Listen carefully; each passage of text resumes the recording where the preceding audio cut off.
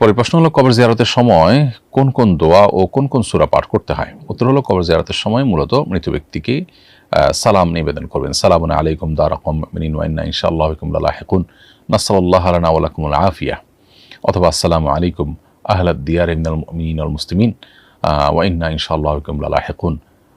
এরকম দোয়া আপনি করতে পারেন যেগুলো হাদিসে বর্ণিত আছে। এর বাইরে আসসালামু আলাইকুম ইয়া আহলাল কুবুর মিনাল মুসলিমিন ওয়াল মুসলিমাত ওয়াল মুমিনিন ওয়াল মুমিনাত, এরকম দোয়াও হাদিসে আছে। এবং কবর জিয়ারতের বেশ কয়েকটা দোয়া হাদিসে বর্ণিত আছে এবং কোনোটা ছোট কোনোটা বড়, এর যে কোনোটা পড়লে আদায় হয়ে যাবে।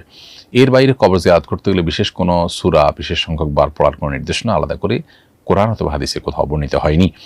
আপনি যদি কোরআন কারীমের কোনো সূরা তেলাওয়াত করেন এবং মৃত ব্যক্তির রূহের জন্য এই সালাতের সওয়াব এই তেলাওয়াতের সওয়াব আপনি পৌঁছাতে চান বা তার আমলনামাটি যুক্ত করতে চান, তাহলে নিয়ত করলেন যে আল্লাহর সওয়াবটা আমি তাকে দিতে চাই, বিশুদ্ধ মত অনুযায়ী ওলামা কেরামের অনেকের মতোই এটি জায়েজ হবে এবং এটি তিনি সওয়াব পাবেন।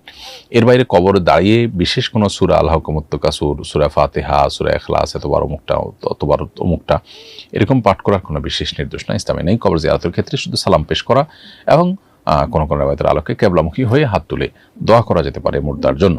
এর বাইরে কোনো সূরা আলাদা করে পাঠ করা অপরিহার্য নয়। যদি পাঠ করেন করে তার জন্য সওয়াব রেসানি করেন বা তাকে সওয়াব দেওয়ার উদ্দেশ্যে পাঠ করেন যে সওয়াবটা আমি তাকে দিতে চাই আমি না, তো সেক্ষেত্রে সেটা আপনি করতে পারেন। সেটির সাথে কবর জিয়ারতের কোনো সম্পর্ক নেই, সেটা দূর থেকেও করতে পারেন, কাছে গেলেও করতে পারেন, কিন্তু কবর জিয়ারতের সাথে সম্পর্ক হলো শুধুমাত্র সালাম পেশ করা। জিয়ারত মানে হলো ভিজিট, অতএব ভিজিটটা হবে যখন আপনি সালাম নিবেদন করবেন তখন।